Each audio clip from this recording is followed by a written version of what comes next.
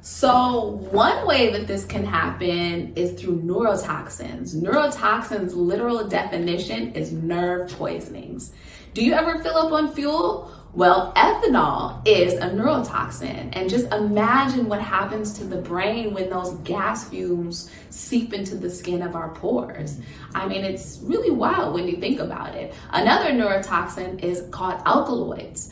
Alkaloids were actually used by voodoo doctors in Haiti to get their sugar plantations to work with little resistance. Alkaloids, it takes their victims and puts them into a trance-like state with zero memory, but all of their motor skills.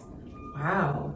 You know, this kind of reminds me, and I'm not saying all of y'all used to do this, but when you were a kid and you used to sniff expo markers and glue, it's practically the same thing. And so the things that you're kind of inhaling are actually very toxic, and they actually can lead to brain damage.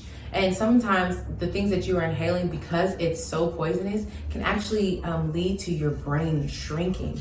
And that can lead to neurological disorders. It can lead to behavior and personality changes that are very similar, like schizophrenia.